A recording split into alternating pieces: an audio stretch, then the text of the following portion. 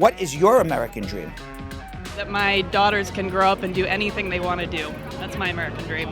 My American dream is an America that's unified and diverse and, filled with understanding and compassion and love. My American dream is I hope that we can all just live equally and freely without prejudice, without ignorance. I want to create a business. I want to focus and build my charity, start in America, build a charity. My American dream is that we can live in a country where we don't necessarily agree on absolutely everything, but we can respect each other and we can work towards making the country better together, because that's what it's all about. Everyone has a right to the American dream. Rolling. Look at me! I am so good looking and I'm so smart and I have such a bubbly and great personality. Oh, and I have no self-esteem issues at all. Why am I still single? Oh! Hello? Did you miss yesterday's episode of Brad Show Live? Well, in case you did, I'll let you know what happened so you're all caught up. Herbert Siguenza was on. He is a comedian, actor, writer, and producer whose parents hail from El Salvador. He's also the voice of Tio Oscar and Tio Felipe in the animated Academy Award-winning movie Coco. Amazing! He was also a cultural consultant on the film. And then we had Brittany Russell on. She is the new head of the personal injury department here at Spar Bernstein. She's quite amazing as well, and she taught everybody what to do and what not to do in case you get injured on the job on a construction site. We hope you never get injured, but if you do, better keep Spar Bernstein's number handy, 1-800-529-5465. Okay, show's about to start. Can't wait to watch. Let's go, let's go, let's go. Okay, we're about to start the show on air. Everyone, quiet on the set. Quiet. Lock it down. Lock it. Why am I this way? Lock it down. There we go. Is this better? Where should I be looking? Here? Yes, very good. Wait, I'm way off camera. Wait, my sense of proportion is off. We see me? We're good? Okay, fine. Hello, everybody, and welcome to Brad Show Live. I was just positioning myself so we can be on camera properly. And welcome, everybody. It is Thursday, March 15th, middle of the month, and we're going to be answering your immigration questions if you give us a call at 1-800-529-5465. That's 1-800-LAW-LINK, 1-800-529-5465. I was meeting with clients today, and at least 2 or 3 clients asked, Brad, I have so much trouble finding your show. When are you on? And I'm going yada, yada, yada, 5:30, blah, blah, blah. The easiest thing to do, I literally took out their telephone. I said, here, you will now always find me. If you like and follow Brad Show Live, and then when you go to like and follow Brad Show Live on Facebook, there's a button that says, put at the top of my feed. You press that button, you press done, and you will always see us when we come on live at 5:30.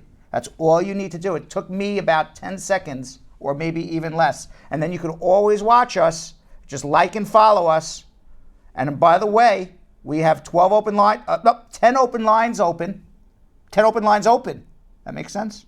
We have 10 open lines. So if you call right now, 1-800-529-5465. That's 1-800-LAW-LINK, 1-800-529-5465. Call with your immigration questions. And finally, before we get into our show, I do want to remind everybody that sharing is caring. If you like what you watch and you want to tell your friends and family about this show and that they can get help, they can get legal help, they can get immigration help from a pretty good lawyer, if I would say so myself, and I am saying that myself, then all you have to do is please share this with your friends and family. And the way you do that is you literally, here it is. Here's a video of how you do it for the 3 people who do not know how to share a feed. And you put it on your timeline, you put it on your friend's timeline, you send it to them in Messenger. However you want to do it, that's how you do it.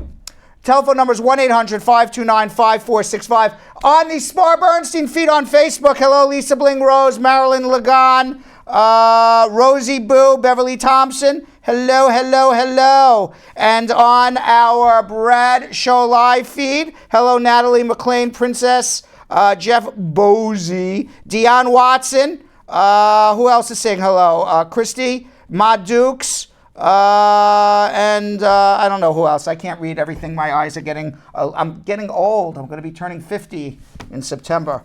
That's when I know I need to go to the eye doctor because I'm having trouble seeing now.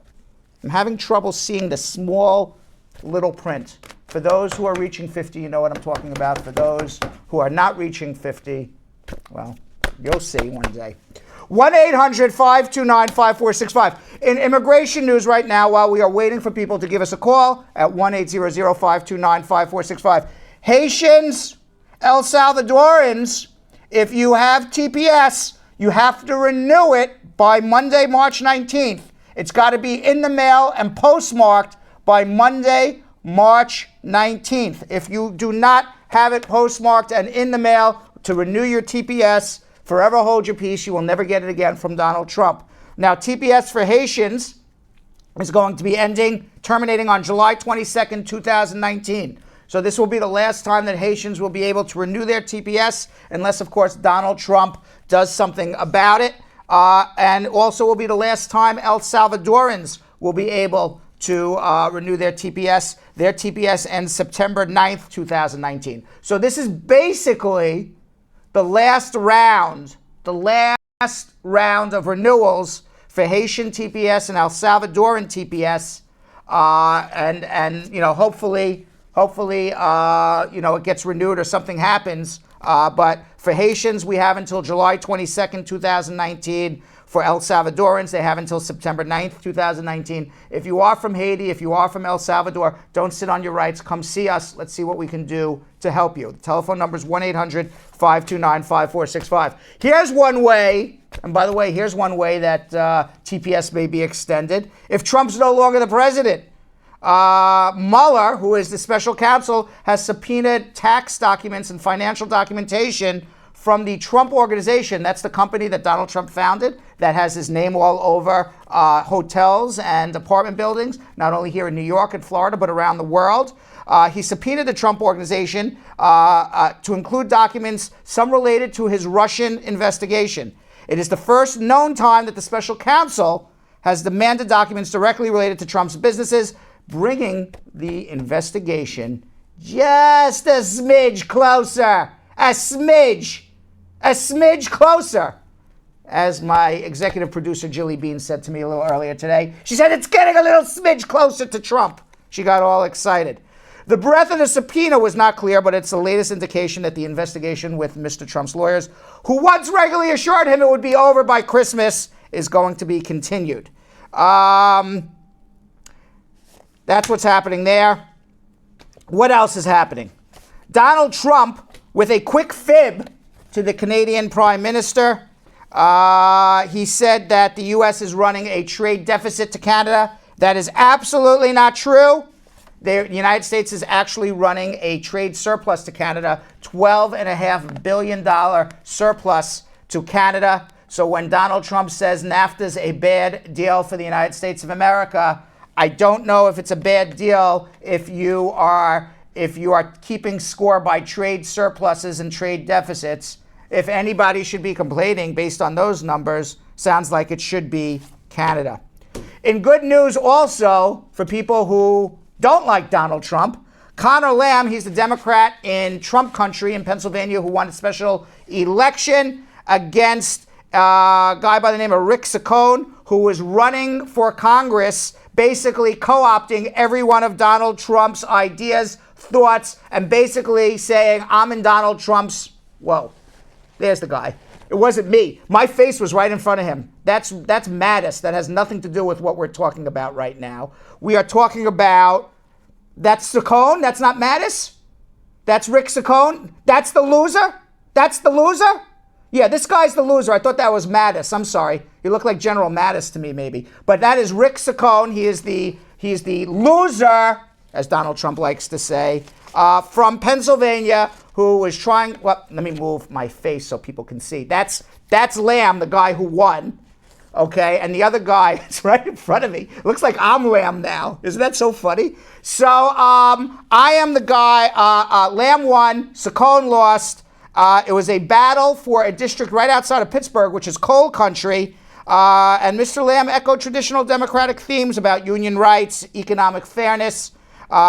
He did take a more conservative position on guns, but it showed the Democrats that you could even win in coal country. Now, this is an area that Donald Trump won the presidential election by more than 20% over Hillary Clinton. And now it's going back Democrat. We'll see how Congress pans out. If Congress turns Democrat in November, boy, that'll be a lot of fun for Donald in January. We'll see what more investigations pop up at that point.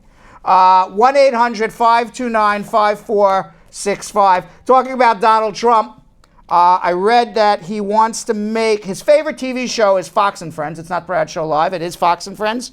And he wants to make Pete Hegseth of Fox and Friends. He is one of the people who on Donald Trump's favorite show. Guy wakes up in the morning. He likes to watch this show on Fox and Friends. And he now wants, because he likes watching the TV show, he says, oh yeah, I think this guy would be good to be the Department of Veterans Affairs, new secretary. So that's what's happening. He may be, because Donald Trump likes to watch him on TV, the new secretary of Department of Veteran Affairs. Also in the news, it says that Donald Trump likes to watch the Flintstones, and he's going to be making Barney Rubble the new Department of Treasury Secretary, and Homer Simpson will have some unknown cabinet meeting. All right, finally, I'm yelling. I don't know why I'm yelling. Oh no, there's a lot of news here. Oh my God, lots of good news here today. And by the way, please call 1-800-529-5465. Turned out Ben Carson lied about his $31,000 dining room table. If everybody remembers, he ordered, he's the head of the Department of Housing and Urban Development. He's the person who is slashing the budgets at Housing and Urban Development, taking people who cannot afford to pay for their rent, sending people to say, too bad, you can't pay for your rent, get out, government's not going to pay for you anymore. Yet he was able, after slashing all of his budget, able to buy a dining room table for his office on government money for $31,000. Well, he says, there it is, the $31,000 dining room table or desk. He says he didn't know anything about it. Well, CNN uncovered through a Freedom of Information Act request that an email was sent to our Department of Housing and Urban Development cabinet member, Ben Carson, in August from a staffer that says,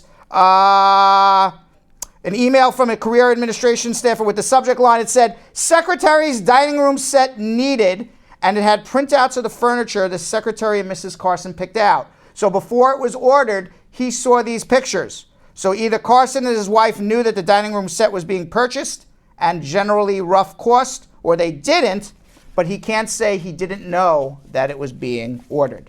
So caught in a lie, Mr. Carson, and what's really sick about it all is he's cutting budgets, but he can pay for a $31,000. Do you know what $31,000 would do? It would house several people, and he doesn't have as fancy a desk. A couple people could actually live somewhere on $31,000, certainly at rent for a year.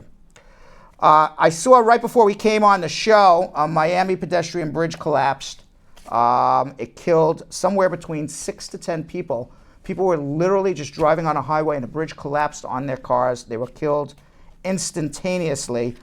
Thank God nobody was walking on top of the bridge. It was just installed. It was built by a partnership, Fig Bridge Engineers. Not very good engineers. I guarantee you Fig Bridge Engineers better be calling their insurance company. They will be being sued big time.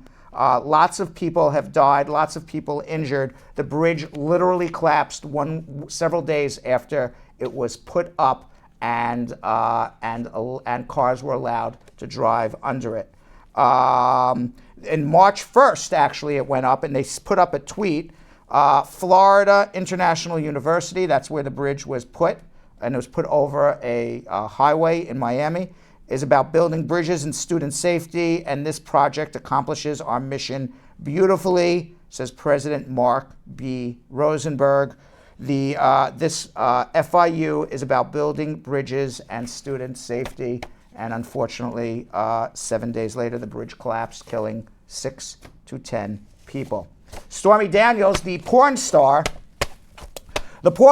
who had sex with Donald Trump while Melania was pregnant with their child Barron in 2006, and it was not one-time sex, if you believe what you see in the news. It was a whole affair.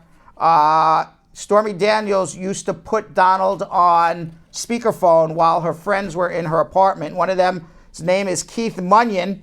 He was one of 4 people to hear Donald Trump speak to Stormy Daniels on speakerphone. And Munyon confirmed critical elements of their romantic twist between Stormy Daniels, the porn star, and our future president, who is now our president. And he added some tawdry details. He would call all the time, he says. That man can talk about nothing for hours. Back in 2006, you may remember Trump was the host of the Celebrity Apprentice, and he had the famous line, "You're fired," and eventually he would give somebody a job at Trump Tower. Well, he promised Stormy Daniels in a conversation that this guy Keith Munyon overheard to be on the Apprentice as a contestant, perhaps even rigging it for her to win. She turned that down. She also turned down keys to a condominium in Trump Tower that he was going to give her for free. She also turned down a proposal by Donald Trump that she moved to Florida in one of the Trump Towers in Florida, so when he goes down to Florida, he can visit her at his leisure. We'll see what happens with Stormy Daniels there. This is kind of cool too. And then we got oh wow, there's a lot of stuff here. A lot of cool things here. By the way, the telephone number to call, we will be getting to immigration, okay? I promise you, we will be getting to immigration. An astronaut, I just read this is kind of weird. An astronaut who has an identical twin. His name is Scott Kelly. He went up into the International Space Station for 1 year, and when he came back and they did some tests on him, and then the identical twin who was not in the space station, they discovered that they had exact DNA replicas before he went into space, but now they were only 93% the same DNA. 7% of the guy's DNA who went into space changed. That's weird. That's weird. So now he is a different person. He is a different person than when he went up into space. They are doing this because, they're talking about sending people to Mars. This guy spent 1 year in space. It is the longest time anybody ever spent in space. And in 1 year, his DNA changed by 7%. And it's 7% different than his identical twin here in the United States. That's really weird. This is even weirder. You can't make this stuff up. A Silicon Valley billionaire, his name is Sam Altman, he is paying $10,000 to be killed and have his brain digitally preserved. Yeah, you know what? Maybe if I had a face like that, I'd want to be killed. No, I don't want to make fun of him, but he looks a little crazy. Entrepreneur Sam Altman is one of 25 people who paid $10,000 cash, this is the guy, to join a waiting list at Nectome is the company, a startup that promises to upload your brain onto a computer to grant eternal life to your consciousness. There's just one catch in all of this. They got to kill you. I can't make this stuff up. This is not in a movie. This is going to happen. The process is described in an MIT technology review. This is not fake news. It involves embalming your brain for it to potentially be simulated later in a computer. The customer is going to be hooked up into a machine. They're going to pump some sort of embalming chemicals into his brain. And according to the literature of this company, the method is 100% fatal. The user experience will be identical to physician-assisted suicide. Nectome writes, our mission is to preserve your brain well enough to keep all its memories intact, from the great chapter of your favorite book to the feeling of cold winter air, baking an apple pie, or having dinner with your friends and family. We believe, according to their literature, that within 100 years it will be feasible to digitize this information and use it to recreate your consciousness. The reality, however, is that physician-assisted suicide is only legal in 5 out of 50 states. It sounds very, very crazy, although futurologist Dr. Ian Pearson, whoever that may be, previously told the Sun newspaper that's running this article, that's the doctor, he said that in 50 years' time, we're going to be able to transfer our brains to the internet cloud, tech speak for online storage. That way you'll be able to use any Android that you feel like to inhabit the real world. I can't wait to put my brain into the cloud, and then we will be, I'll be able to clone myself and do consultations all day long.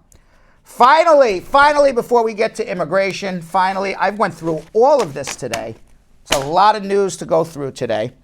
Finally, before we get to immigration, I don't know if anyone checked out American Idol, but some kid who is 19 years old by the name of Benjamin Glaze, never been kissed before in his entire life. He didn't make American Idol, but when Katy Perry found out he was never kissed in his entire life, she went up, she kissed him on his cheek, and then started making out with him. The unwanted kiss occurred after Glaze entered the audition room and Judge Luke Bryan referenced Perry's 2000 hit, I Kissed a Girl. Have you kissed a girl and liked it, Glaze said. And Glaze said he hadn't, adding, I've never been in a relationship and I can't kiss a girl without being in a relationship.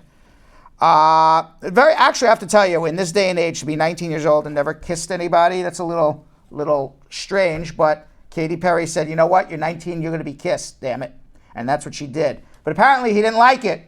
Glaze told the Times he did not view the kiss as sexual harassment, but he did not appreciate it at all. And there you have it, folks. That's all the news that's fit to print, or that's what the New York Times at least says. Telephone number to call to get your immigration questions. We're getting to our immigration segment right now. 1-800-529-5465. That's 1-800-529-5465. Let's go to Jeffrey in Miami. Jeffrey. Hello, sir. Good Jeffrey, afternoon, you're waiting a long time while I'm running through news here. Sorry about that. All right. What's going on? I'm doing good, sir. My wife is on the line. I want to ask you some questions. Okay, go ahead. Hi, sir. My question is, I'm the petitioner of my husband, who is a Jamaican citizen, and he's trying to get citizenship here in America. When I filed as two people in the household, but when I did my tax return for 2016 and 2017, I used my son's girlfriend child, one of her children, as a dependent because I help out financially. So my question is, will that have any type of bearing as far as when it comes to how many people in the household do we meet that criteria? All right. I understand your question, but let me repeat it so that everybody else understands it, and then I'm going to give you an answer. You filed for your husband, and as part of the filing for your husband, you have to provide an affidavit of support. And in the affidavit of support, it says how many people are dependent on you. The fact is, it's just you and your husband, but on your tax returns, you listed another child who may or may not be living with you as a partial or full dependent on you, and hopefully that's the truth. Now, if that's the case, you have 3 people to support. You, your husband, and the dependent child. So your income has to be able to support 125% above the poverty level for a family of 3. If you're able to do that, it's not a problem. If you're not able to do that, that's a problem. You understand? Okay. Yes, I do, because when the papers came back saying that I did not meet the requirement as far as being able to support 3 people financially according to the income bracket.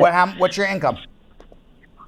My income is a little over 25,000. Yeah, because a family of 2 is going to be around 21, 22, and then you got to add 3,500 on top of that, or even close to 4,000 on top of that. You would need to have shown an income of about 27, 28,000. Now, basically, what you're going to need is a second affidavit of support from somebody else. Do you have that? Yes. Okay, so as long as you have a second affidavit of support from somebody who makes a decent living, you should be okay. Okay, my next question is, with the joint sponsor, do I have to fill out another affidavit of support, No. or do I need to just submit my W-2 form for the year of 2017? Well, those are two different questions. Your joint sponsor needs to submit an affidavit of support, an I-864, with 3 years tax returns, a job letter, and a bank letter. Now, maybe they sent you back a notice saying that you were missing certain documents on your affidavit of support as well. That's possible. I don't know. So you have to follow whatever their directions are. I'm not looking at the notice that you got. But if they said you don't have your 2017 W-2 submitted, then yeah, you should be submitting it. You should follow exactly what they tell you to do. I just want to say one other thing. You know, when you're going through all of this and you're doing this all on your own, what you are in essence doing, and it's no offense to you, I don't want you to take this as an offense. You're screwing up your husband's case, though, because for two reasons. One, you're not even sure if you're doing it right. And number two, your husband wants to be able to get a work permit. He wants to be able to support you, I assume. He wants to be able to be legal. While you're doing all of this, his work permit's in abeyance. Hasn't even started yet. Once you submit all these documentation, then you're going to wait another 4 or 5 months for his work permit. Okay. All right. Hold on if you need help. All right. 1-800-529-5465. That's the number to call to get on our show. 1-800-529-5465. We got Tasha in Paterson, New Jersey. Tasha. Hi, good evening, Brad. How are you? I'm doing okay. You're doing okay. So okay. So my question is this. I recently moved, right? Mm-hmm. But my husband has petitioned for my daughter back in Jamaica. Right. What I wanted to know is, how do we go about and changing the address for her? What do you mean? You recently moved or your daughter recently moved? Who moved? No, we did. We did move. Who's we? My husband and I. Okay, so you moved from, I don't know, 1 Main Street to 10 Main Street, whatever address. Yes, okay, yes, got it. yes. All right, so you have to write a letter to the Immigration Service. You filed for your daughter. You got a receipt notice back, I assume. So then, what you do is you write a letter, put a copy of the receipt notice, write a letter to the exact address that you received that receipt notice from, send it by certified mail so you know they receive it, and write a letter saying, here is my case number, whatever the case number is on the receipt. Here is the receipt for the case that I filed for my daughter. I'm the petitioner. This is my name, beneficiary, your daughter's name, case number. A copy of the receipt is attached. Please update our address. Our new address is 10 Main Street or whatever it may be. But just on the letter, make sure you say who the petitioner is, the beneficiary is, the case number, and then attach the receipt notice. Okay, so I can do it. My husband don't have to do it. Well, your husband's the sponsor. He should be the one signing it and doing it. Okay. All right. All right, thank you. You're very welcome. And if you need help, hold on. 1-800-529-5465. Something very shocking is happening right now, ladies and gentlemen. Almost as shocking as perhaps a solar eclipse. Almost as shocking as perhaps, I don't know that I would say something funny in the next 30 seconds. We have nobody online. So if you call right now, you will get your immigration questions asked and answered. 1-800-529-5465. 1-800-529-5465. Or you can be absolutely shy about all of this. And if you want to be shy about all of this, you can wait about 10 minutes and we're going to get Kimberly Kim, Belgium Kim, to ask all of your immigration questions. But the telephone number to call right now, we have 12 open lines. Literally nobody has an immigration question. 1-800-529-5465. That's 1-800-529-5465. If you call now, we will get your immigration questions asked and answered. 1-800-529-5465. We are live. It is a Thursday, March 15th, I think today's date is correct. Yes, it is. 1-800-529-5465. Please also share this with your friends and family. Maybe they have immigration questions that they may have. Maybe somebody who's just a friend of yours on Facebook that you don't even realize may have an immigration problem. Share it with all your friends. Keep every day, share it with somebody else. Share it back onto your timeline. But please share this, because if you don't share it, we can't get the word out. But call right now, because we are taking your calls right now. Sharing is definitely caring. I agree with that. But you should call right now at 1-800-529-5465. 1-800-529-5465. I can tell you it's much more fun for me to answer immigration questions in what we call Block B than it is for me to yell out a telephone number for 20 minutes. So if you do have an immigration question, call us right now, 1-800-529-5465. That's 1-800-529-5465. And we have Orlando from Brooklyn, New York. Orlando. Hello? What happened to Orlando here? Put him on hold. Let's try one more time. Orlando, how are you? Orlando. Hello? Yes, sir. How are you, sir? I'm not too bad, sir. You? Good, good. What's going on? I'm here. I'm trying to get an answer from my cousin. What's the question? Well, she's, there's this guy. Mm-hmm. He was arrested. So what she wanted to know if, how long after being arrested, they are put on welfare or stay on welfare. You have a guy, and he was arrested, and you want to know how long he's going to be on welfare? Is that the question? Yeah. I don't even understand what that means. He was arrested for what? Some stolen goods, stolen items. So what does that have to do with welfare? No, she's trying to get. Why don't you put her on the phone so she can explain herself? Hello? Hi, how are you? I'm good. All right, so what's the problem? All right, I'm going to get married to this person, but he was sent to prison because of stolen merchandise. Okay. So when he got out, he said he was automatically on welfare for like 3 months. Okay. Mm-hmm. When did he get out? When did he get out? I think it was 2015. Okay, and he's a U.S. citizen. Mm-hmm. And now he's working. He's working for himself. He's not working to pay. Okay, fine. Mm-hmm. So he works for himself. He pays a tax return. It's fine. And if he doesn't earn no, enough, we don't pay tax. Well, he's got to pay taxes. Okay, because yeah, that's a crime too. He doesn't want to keep recycling back to jail. Pay your taxes. Okay, so if he's on welfare now, if he's on welfare now, he cannot file for you. If he's working and not paying taxes, he can't file for you. He's committing a crime by accepting welfare and working. What everybody is saying right now to me at this very moment is, hi, I went to jail for stolen property. I'm now out of jail. I'm collecting welfare. I work for myself. I don't pay taxes. Can my husband file for me? No, ma'am. He's committing crimes. You got to be careful on what you say, because I'm not the welfare police, but maybe the welfare police are watching. Maybe they're going to, use your brain sometimes. Hold on. It's very silly. Very, very, very silly.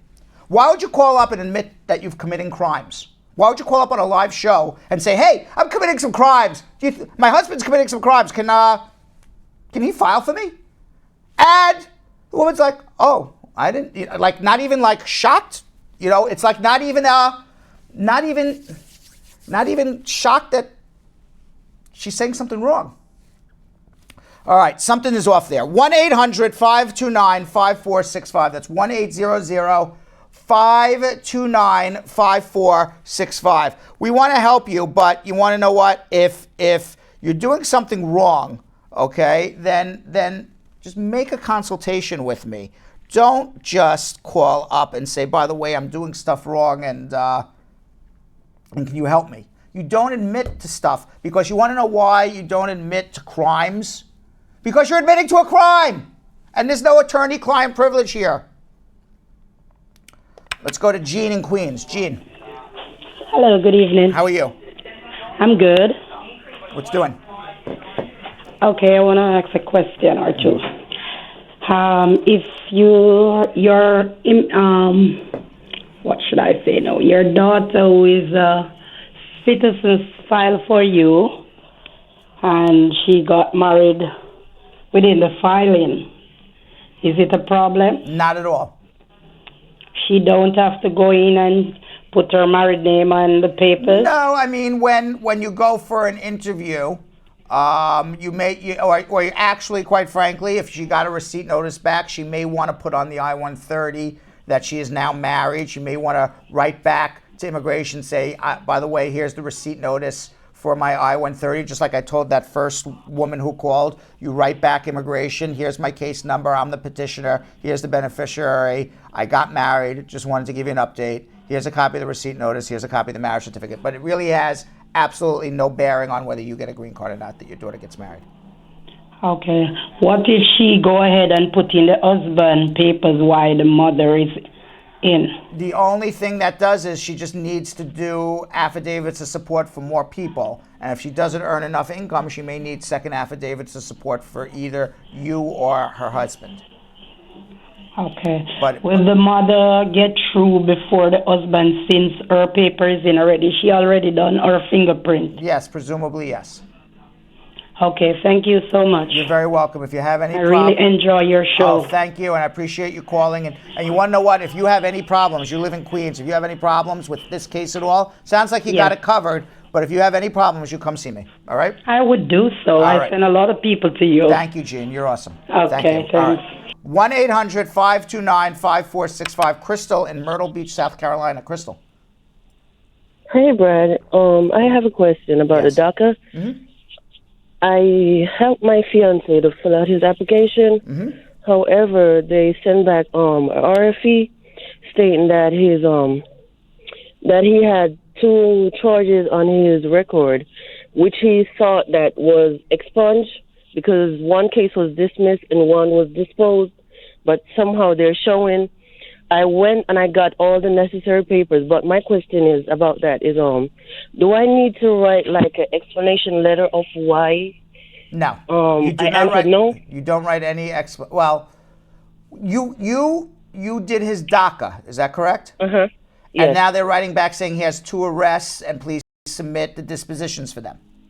Yes, and because I answered no to the question, I was wondering if I should write. What question did you answer no to? The question was there any charges of misdemeanor or anything? Well, and I answered no. I guess, yeah. So you read that, I assume, to believe, has he ever been convicted of a crime? And the question really is, have you ever been arrested? So if you have the 2 dispositions, you send it back. Yeah, you could write a letter, 2 or 3 sentences saying, I misunderstood the question. I thought it meant, have I ever been convicted of a crime? I now have reread it, and I now understand it to mean, have I ever been arrested? And the answer is, I've been arrested twice, and both cases were dismissed, and here's the dispositions. Okay. I have one more question, because it was 2. The second question is, they stated that they wanted evidence of continuous residency, but I only had put 1 address on the application, which was where he lived his younger days up until. But however, he doesn't have any proof of that address, but he has proof of other address, bills of other address that he helped out his uncle with, like water bill and stuff. Can I use that still? Yes, of course. And then you would have to change that. He lived in several places. This was, you have to explain why you put 1 address and now there's 5 addresses. You may, because this is, by the way, this is like do or die for him, because if you get it denied, they're not going to accept a new DACA application. So perhaps, because Trump wants to end it, perhaps, before you respond, you may want to have a good lawyer look at what you're doing. And, I don't like to boast or anything, but I'm pretty good. So hold on. All right, 1-800-529-5465. Tangalotto? Yes. Did I get that right? Yes. Okay, how are you? Where are you from? I'm good, thank you. Where are you from? Seattle, Washington. Okay, and where are you originally from? From Tonga. From Tonga. Okay, wonderful. Yes. So what's going on? I have a question. My husband applied for green card for me since 2011, and I paid for everything through the lawyer. And about a month ago, we went over there to see her. She's no longer over there in the office. So are you still married to this man? Yes. Since 2011? Yes. How did you come to the United States of America? Visa. On a visa. And your husband Yes. is a citizen or a resident? Residence, but right now he's on the processing for citizenship. Okay. He's already have the fingerprint and everything. He had the fingerprints done and everything. Do you know that if this lawyer ever filed anything for you in 2011, or you don't even know if she ever filed anything? I have no idea. That's what my asking. That's what my question is. Okay. So what do I have to do? Just forget about it and reapply Well, it? I mean, you could forget about it if you want. The other thing you can, Because I have the receipt for my payment and everything. You have the receipt that you paid the lawyer. Yes. Okay. The lawyer's got to be around unless the lawyer dropped dead somewhere. Okay. The lawyer's got to be around. So what I would suggest, I would suggest you do is see if you can Google the lawyer's name. Okay. If you can't Google the lawyer's name, you know for a fact this was a lawyer. This wasn't like some guy who just said I'm a paralegal or a her name consultant. is No, you don't have to. You don't have to. Wilmore. You don't have to. I can't Okay. Google it now. I'm on a live show. Okay. But assuming this is a lawyer, you should be able to find her somewhere because she has a license. Okay. And you can also even call, the local bar association and ask them, because any lawyer who has a license has to keep her current address on file with the local bar. So what I would suggest, like if I move addresses, you can call the local bar association here in Manhattan and find out where I moved to, because I have to notify them if I move. So I would start there, do a little investigation before you just say screw it. I'm sure, hopefully, there's an application somewhere filed for you, because that way then you'll save filing fees. If you can't find this lawyer, I wouldn't refile again. At this point, you assume your husband's going to be a citizen. Just wait for him to become a citizen, and then you'll do an adjustment right in Seattle. The other thing I would suggest you do is, even if you do find this lawyer, it doesn't sound like it's a very wonderful lawyer if she doesn't keep her clients, up to date on what's going on. So, the only thing I would do with this lawyer is say, hey, what do you got for me? Let me see a copy of your file. And then I would suggest go find another lawyer. I can handle your case all the way from Seattle, Washington, even in New York. Okay? Wow. Yeah. All right. So hold on one second if you need help, all right? 1-800-529-5465. If you haven't done so already, please share this with your friends and family. We want to help as many people as we can. We can't help as many people as we can if nobody knows about this show. So the way you get people to know about this show, you share it with your friends and family. You put it on their timelines.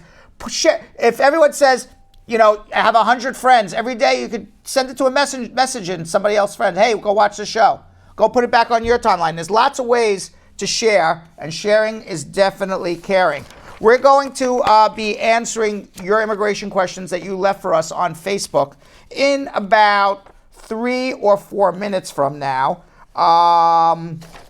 Before Jeff Bosey gets in his car and starts driving, we promised him we would get a little Anna Azcona in before he has to say adios to us. So Anna Azcona, who is our Miami correspondent, she interviewed today Gabriel Ortega. She's the regional marketing manager for Warner Music Latina. So she basically runs the Warner Music for the Latin market. And she interviewed Gabriela about her family's journey from Nicaragua to Guatemala to Miami, and how she now has got this huge position at Warner Music.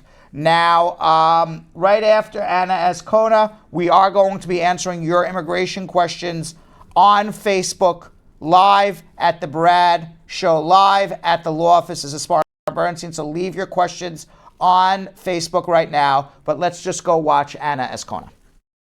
Hey friends from the Brad Show Live, I'm Anna Azcona. Today I have here with me Gabriela Ortega. She's the Regional Marketing Manager for Warner Music Latina. Thank you so much for joining us, Gabby. Thank you for having me. So tell us a little bit about what you do at Warner Music. So as a Regional Marketing Manager at Warner Music, I help oversee all of the marketing and all of the artist projects in Latin America and Spain. So I provide the tools and all of the marketing assets for all of our affiliates in Latin America and Spain, for all of the artists that we represent in our roster. What are some of the artists that you work with? So we work with a lot of artists, which you obviously know. Zion E. Lennox, Jesse and Joy, Mana. We work with De La Ghetto, Justin Quiles, We recently signed a new artist called Valentino, Puerto Rican. We work with a lot, Coscuyuela. So our roster is full of pop, urban, and all of the superstars. Latin music, all of Latin music. So what made you get into the music industry? So initially I went to college for TV production, and I minored in marketing. So I started working at MTV, so I did a lot of TV production, and then I eventually ended up as music and talent. So I worked a lot with talent relations, so booking talent in all of our different shows. And so I had a lot of connections with agents and publicists, labels. So my network started growing in that way, and eventually after 11 years at MTV, I just organically transitioned into music. So now let's get into your immigration background. Where are you and your family from? I'm originally from Nicaragua. Okay, Nicaragua en la casa. When made you guys come to the United States? Originally, I came when I was very little, when I was 6. But it was just for a very transitional time because my dad was looking for work at the moment. He was an accountant by trade. So I spent some time in Louisiana. I did kindergarten there. But then my dad was transitioned into a job in Guatemala. Was he on a worker's permit? Yeah, I think maybe it was like a permanent kind of job sponsorship of some sort. And then when you guys went to Guatemala, what was it like living in Guatemala? Guatemala was great. He had a very important position at Chevron. He was an accountant, a CPA. So we lived pretty well. Our life was amazing. We were, regular family, having fun, traveling, and just living life. Living your best life. It was the best life. Yeah, it was. But unfortunately, as everything happens, sometimes that is, it kind of shifts your life. And he passed away in Guatemala. He was just 42 years old, and so my mom, as a single mom now with 4 kids, I was the youngest. My oldest sibling was about 18 during that time. She decided that the best move was to come to Miami. And when you guys came to Miami, where did you guys settle? Like, what was the transition like for you and your family, especially being separated from your father? What was that like for your mother? It was incredibly difficult. I mean, she's coming into a new country. She kind of had to figure out what to do in order to survive. So she worked at Costco, I remember, giving out little samples. She worked selling pots, Reinawe it was called. She worked and then eventually she, all types of things just to, I remember not seeing my mom. Like, my older sister would be raising me at that moment because my mom had to figure out what to do with us. And I'm sure you appreciate your mother for all my her mother hard work is my today. Heart, and now I give everything to her. What would you say is your definition of the American dream? I think the definition of the American dream is that anything is possible as long as you work hard and you prepare yourself and you just give it your all.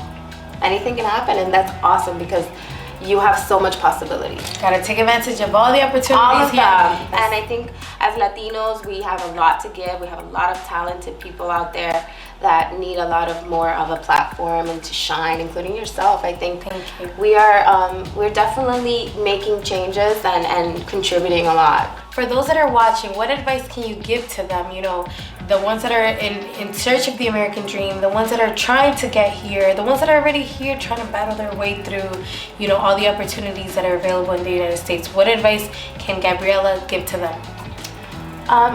The advice I would give is just work hard for your dream. Really prepare yourself. I feel that I did all the things that I had to do to become the professional that I wanted to be. I went to school. I prepared myself. I did my undergrad. I went to get my master's. And not that education is key for anything, because I've known so many people that aren't, don't have degrees and are super successful. And I do believe that that is a gift. Yeah. But the more prepared you are, I think, the more opportunity and the more confident you are as a person. So just go for your dreams and prepare yourself as much as you can and be confident and take on anything with just a good heart, and authenticity is everything. Amen. Preach. All right, thank you so much, Gabby, for joining us. Can you give a shout out to the Brad Show Live? shout out to the Brad Show Live. Thank you for having me, and I'm so excited that Anna is a part of the show as well. Thank you. All right, Gabriela Ortega. My daughter's name's Gabriela as well. That was her American dream. Thank you, Anna, very, very much. Let's go to Kim in New York, who has an immigration question. Kim. Hello. How are you? Hi, I'm good. How are you? Good. What's going on? I wanted to know if you're a green card holder and you're married to your spouse and your spouse is here, can you still file for them? Yes. Or sponsor them? Absolutely, and you should. You should be filing an I-130 visa petition for them. Does it take longer? Yeah, about 2 years. It's a different years? process. It's an absolutely different process, so you understand. If your husband overstayed his time? Yes. Okay, so you have to understand that it's a different process when you're married to a permanent resident and you overstayed your time than if you are married to a U.S. citizen and you overstayed your time.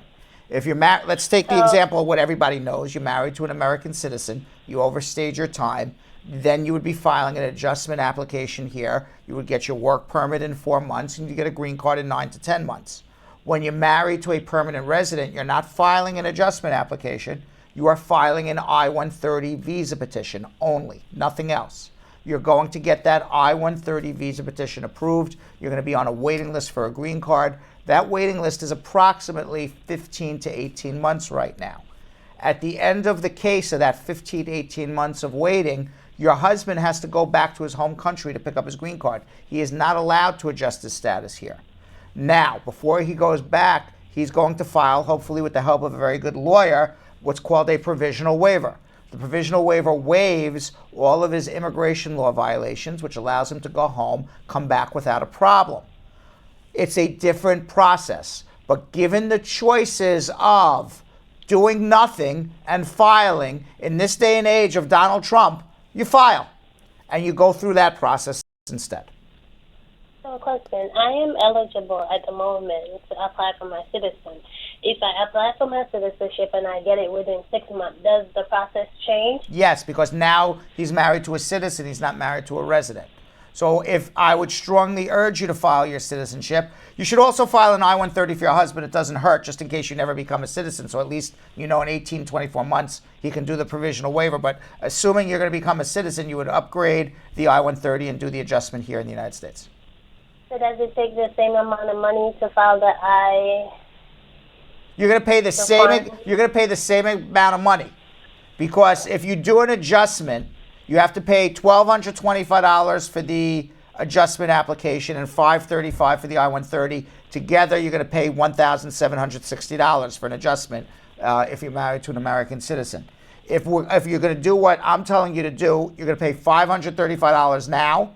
You're going to become a citizen, and then you're going to pay another $1,225 for the adjustment. You don't have to pay for the I-130 again. So you're paying the same $1,760. So how much is it to be a citizen right now? I didn't tell you about citizenship. I'm telling you about your husband. Citizenship's a whole other story. Okay. Citizenship is $725.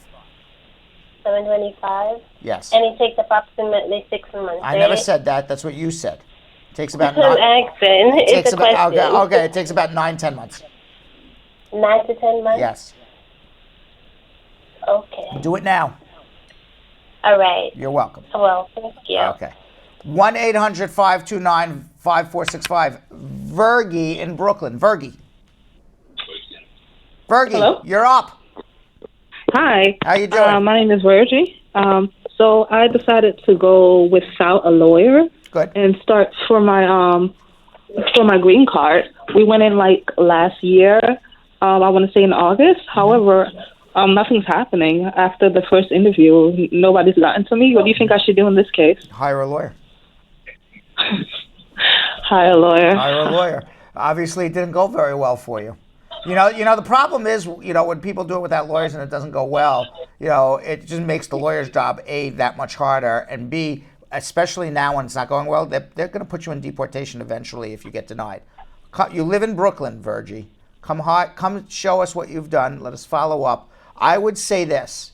If you haven't heard from them and you had an interview last year, they are going to schedule you for another interview. That interview is going to be a Stokes interview. And they don't believe it's a real marriage. So they're going to separate you and people who live together sometimes fail that. As you can see from our former, I don't know if you watch a lot, but we've asked a lot of marriage-based questions on the street, and people who are in real legitimate marriages don't get it. All right, hold on 1 second. Hold on. 1-800-529-5465. 1-800-529-5465. Now is the time. We saw Belgium Kim getting ready for her starring role as social media guru of the Brad Show Live. And now we are ready to see her. Where is Belgium Kim? How are you, my dear? Here she is. Very polka dotty today. I am. Why are you so polka dotty? March. Were you polka dotty today? Is that what you wore all day today? Yeah, that is. I don't even remember seeing you in polka dots before. Like 3 times. I don't remember seeing you in polka dots. That's true. No, yeah, I don't. No. I guess I'm really not paying attention to what you're wearing. It just struck me now, the polka dots. And it's such a hot topic of the office, Brad. I can't believe you would miss that. What? People are actually talking about this? No, I don't think so. Only in my brain. Oh, okay. All right. So Patrice always does a really good job of complimenting me in the morning. Who does? Patrice. She's always does. like, "Ooh, Kimberly, she's always you look so nice." Patrice is like the nicest, sweetest person. Oh, my phrase for Patrice, and I literally ran to someone within 3 seconds of meeting her. The first time I met her, she was just kind of walking by. And the first thing I said, I ran to someone and I was like, oh, our new person is Patrice, and she glows from within. Okay. She glows. Okay. She glows within her soul. Fine. What do we got? What do we got on social media? Casmita says, if your parents are 70 years old, could a U.S. citizen child file for them? If your parent is 70 years old, your U.S. citizen child, sure, why not? As long as your child's over 21, it doesn't matter how old the parent is. We've got Kavisha, who says, I have a daughter who's a green card holder. Unfortunately, her father was abusive, and she reported him. He then sent her back to Jamaica, and that's been about 3 years, and he took her green card before he sent her back. What can be done for her to get back to the U.S.? She has to do an SB1 visa, which is to return, go to the embassy, say this entire story, and show you have enough ties to America that you didn't intend to abandon your permanent residence. She may need the help of a lawyer. Marjorie says, my children's father is a permanent resident and he filed for them. We received a letter that their file was sent to Kingston for an interview date on the 19th of February of this year. But since then, we haven't heard anything, and the priority date is in July of 2016. How far have they reached? How much longer are we going to be waiting? Who's sponsoring? The children's father. Children's father. We don't know how old the children are. Well, I would assume they're under 21. They're up to March 22nd, 2016. And what was their priority date? July 16th. So they've got about 3-4 months. 3-4 months. Maureen says, I've got a friend. She married a U.S. citizen, and her husband filed for her son. She wants to know if that child could become a citizen automatically since she is married to a U.S. citizen. No, you only get citizenship through the biological parent, not through a step-parent. Does it matter that her son is 15 in this case? No. Maureen, the woman who is the mother, has to become a citizen before the son turns 18. Gotcha. Annie says, good evening. It's my first time here, so welcome, welcome, Annie. Thank you. Thank you, Annie. I don't know why I'm saying thank you, Annie, but I should be saying welcoming Annie. Also, thank you for joining, Annie. Thank you for watching. How about that? Thank you for watching. There you go. Right. Annie says, how long must you wait after your 2-year green card expires before you apply for the 10-year? You don't wait for your 2-year green card to expire. You want to file. You don't want anything to expire, Annie. You file 90 days before the expiration. So that way you get an extension and there's never a day that you don't have a green card. Sandra says, if I got an invitation to attend a graduation and I don't attend, what would happen? Now, we don't know. I asked Sandra what this graduation was for, and we have no more information, but I didn't know if there was some sort of secret immigration graduation that I didn't know about that you would be able to decipher. I have no idea what she's asking, other than I would assume that the graduate would be very upset that she didn't go to school and get the diploma. But, short of that, I really don't know what she's asking. I take that back. It's possible, all right? There is no secret immigration graduation. But it's possible that she's asking that she got a visitor's visa and they ask her for it. This is now, I'm extrapolating from her story, okay? Right. So she got a visitor's visa. And one of the questions on the application when you apply for a visitor's visa is, what is the purpose of your visit? And I guess that she put down, I'm going to Sam's graduation, okay? So she doesn't, now she writes, but I really never went to Sam's graduation.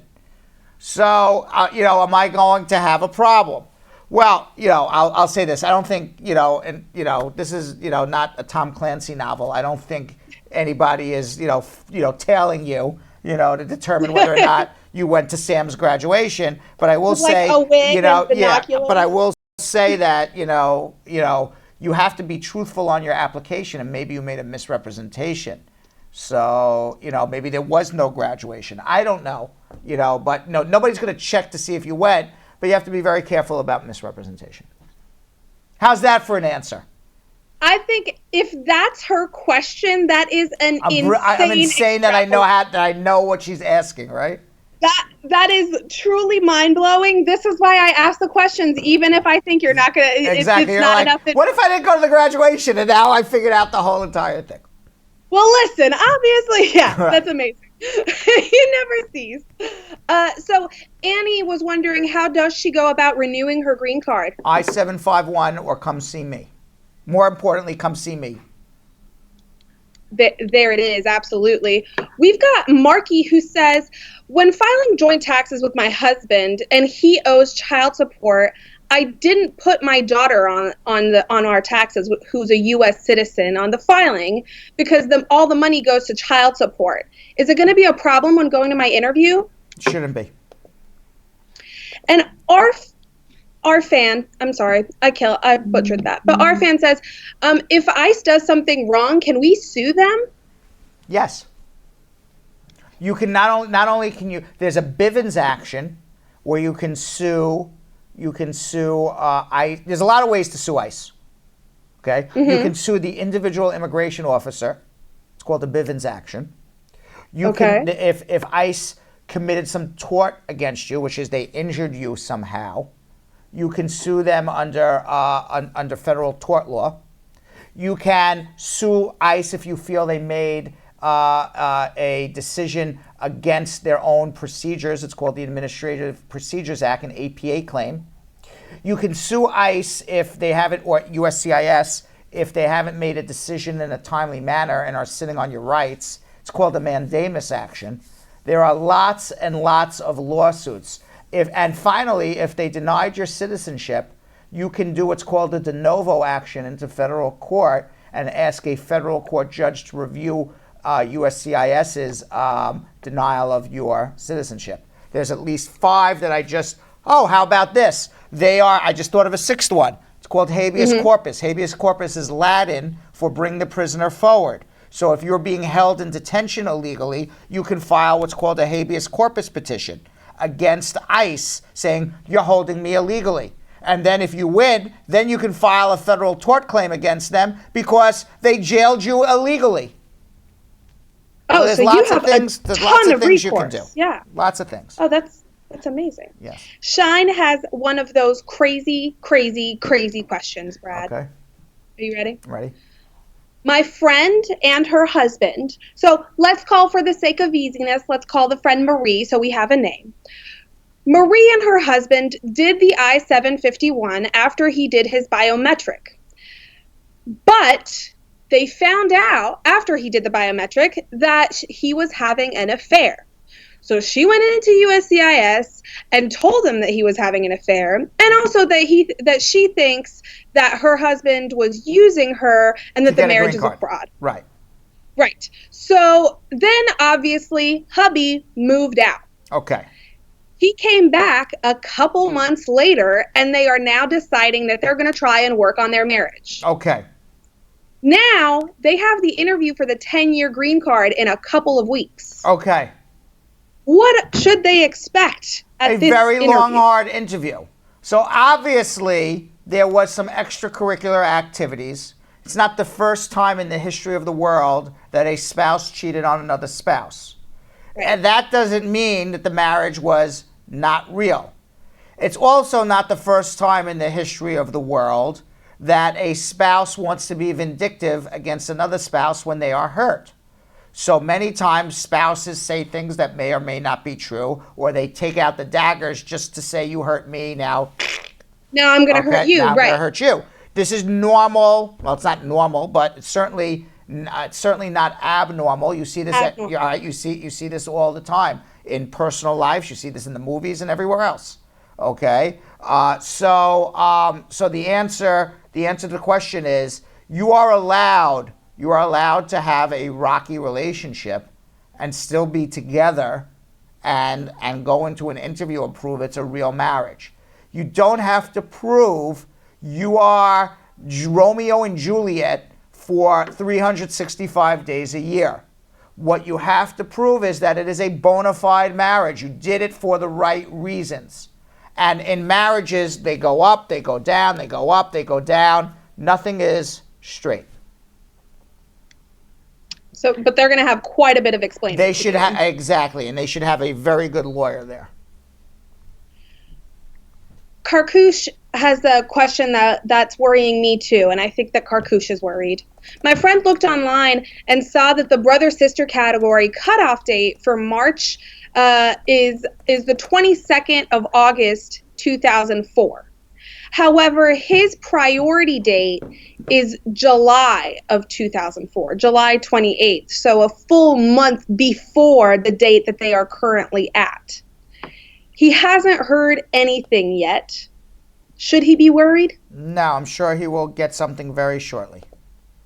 Assuming he has his case completed. If he's still processing his case at the National Visa Center, you got to finish that. So once the National Visa Center completes processing and they send the case abroad and the priority dates are reached, you should be hearing from the U.S. Embassy shortly. Mansoor says, I'm a U.S. citizen, and I'd like to file for my brother who is currently here illegally. He was also on an immigration hold after spending some time in jail for a petty crime. Can I go ahead and file for him? Yes, but it's going to take a very long time, and who knows what the laws will be in 15 years when he becomes eligible for his green card. But by all means, go file for him. Doreen says, my mother is a citizen of the U.S., and she filed for my brother and sister. But my brother was granted a visa, but before he was granted the visa, he was told he needed a physical. But since 2005 in Georgetown, Guyana, he's been backwards and forwards to the embassy, and he still hasn't gotten it.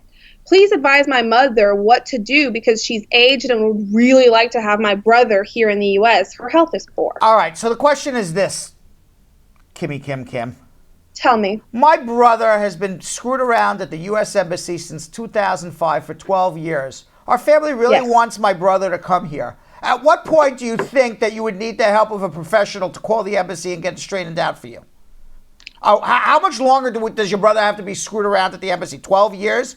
Actually, you should be, after like 3 months, you should have called us in 2005. Right. Right? I mean, I'm listening to this, and she's like, what should you do? And I'm like, isn't it obvious what you should be doing?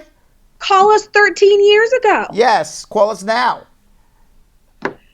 Peggy says, how long after you're married can you go ahead and file for your green card? Next day.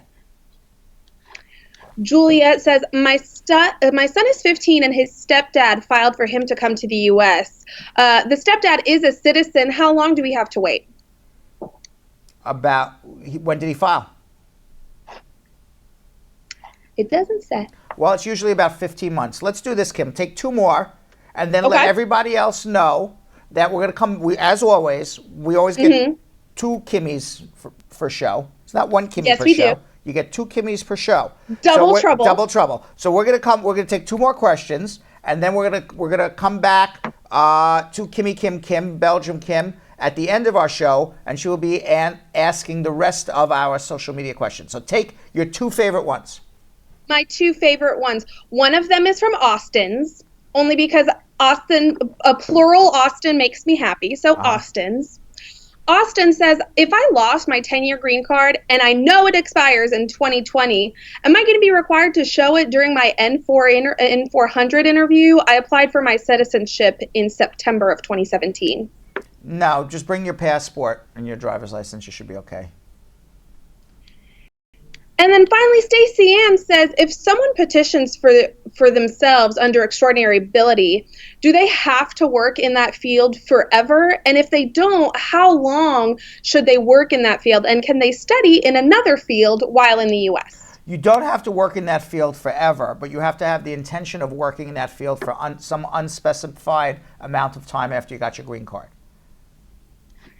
Oh, and so it is right. So it is your intention to be working in this field. Let's say, for example, okay, I'm Michael Jordan. Mm-hmm. Okay, I like this already. I'm a little lighter, a little shorter, and have a lot less hair. Also, not as good. But you play basketball just as well. I do not. But let's just assume I do. Okay, and let's assume Michael Jordan. Okay, let's assume Michael Jordan was born in another country. So Michael Jordan doesn't play. Let's assume. Okay, this is actually a bad. I'm LeBron James, who's playing basketball right now. Better.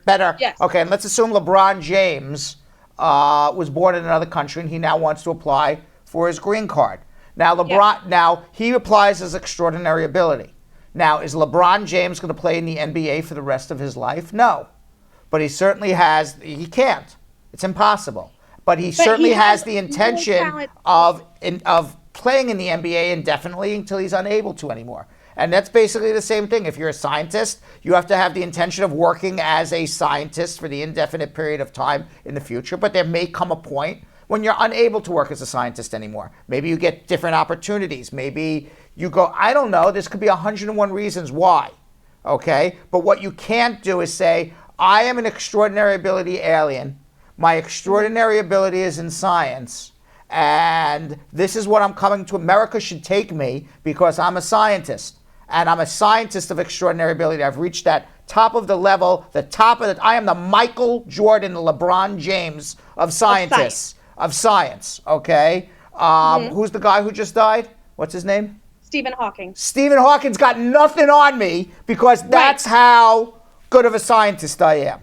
You can't. That's a pretty solid scientist. All right, and you can't write, yes, I'm going to now be, it's a pretty solid scientist. You can't, so you can't now say, I'm coming to America and I'm going to be, this, awesome scientist for America. That's why America's taking me. And really in the back of your mind have the intention, when I come here, what I'd really like to do is write some poetry.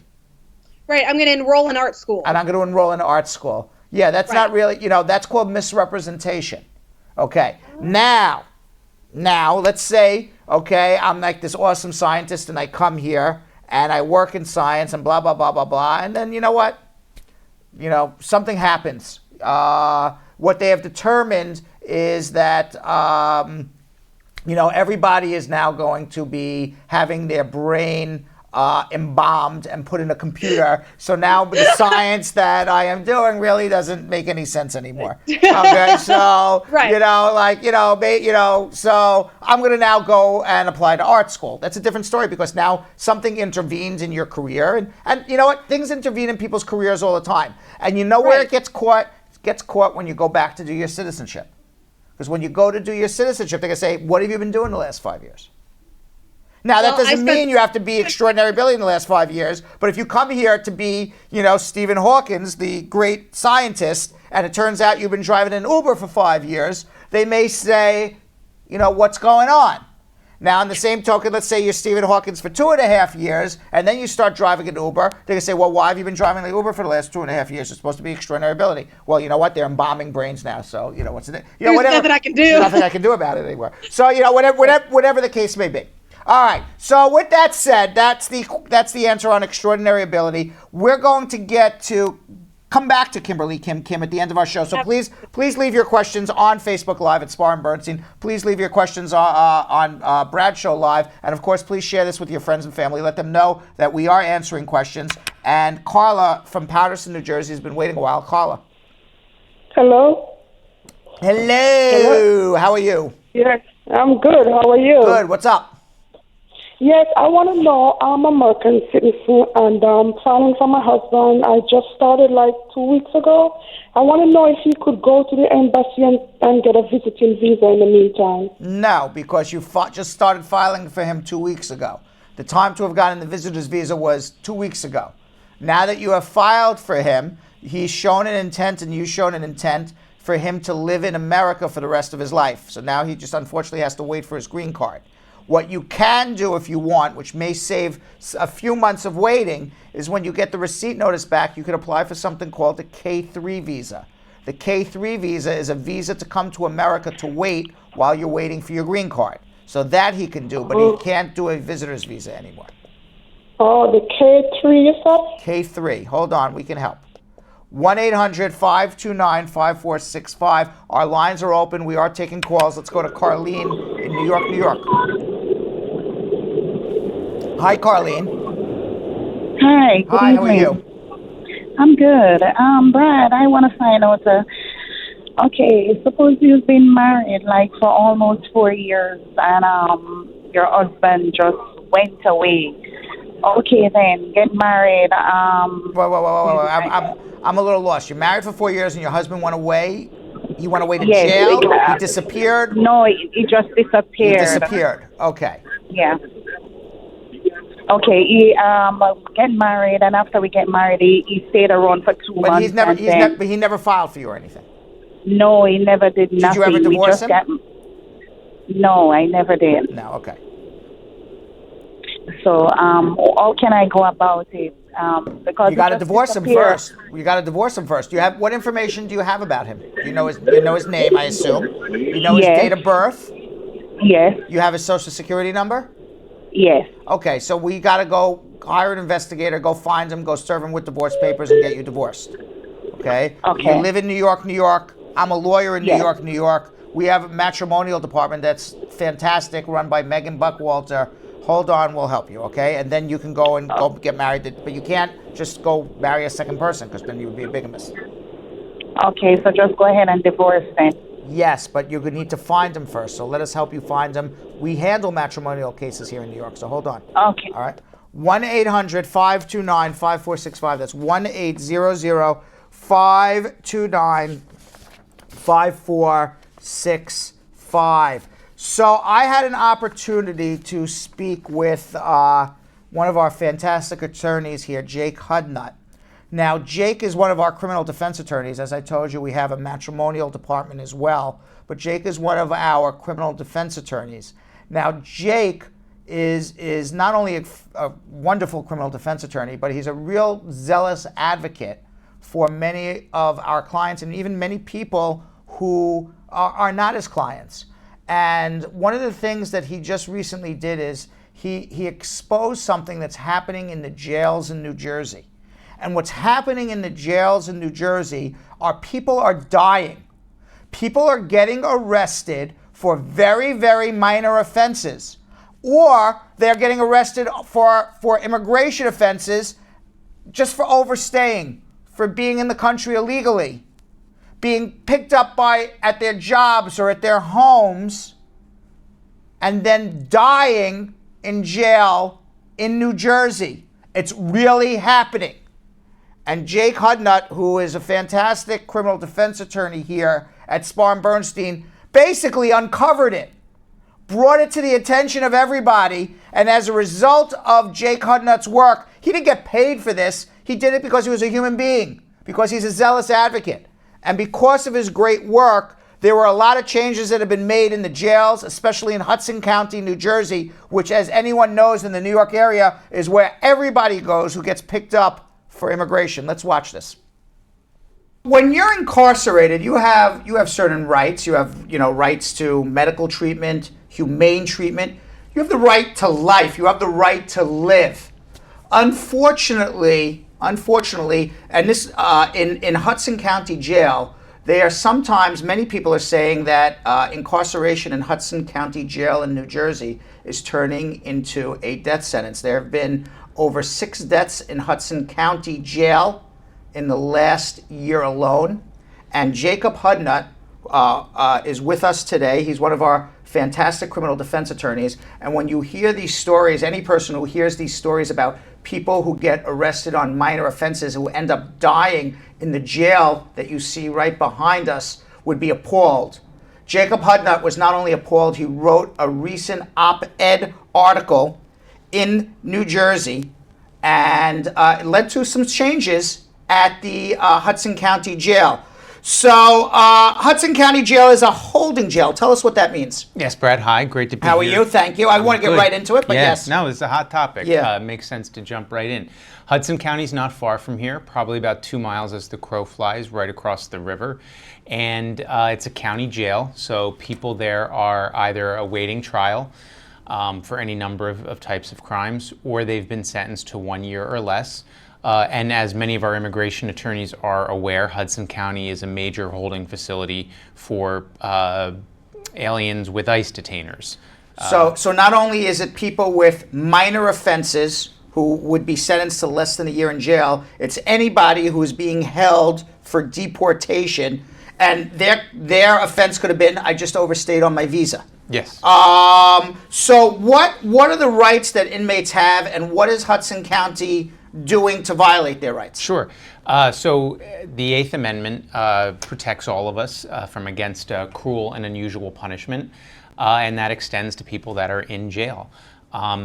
You know, folks in jail have a right to humane treatment, clean facilities, much to the chagrin of Sam, what is Sam? He's a hedgehog, right? He's a groundhog. He's a groundhog. Sam is a groundhog. So prisoners have the right to be free from vermin. Okay. So Sam would not be allowed to go in. No dice. Right, no right, good. Right. Okay. Clean water, heat, things like that.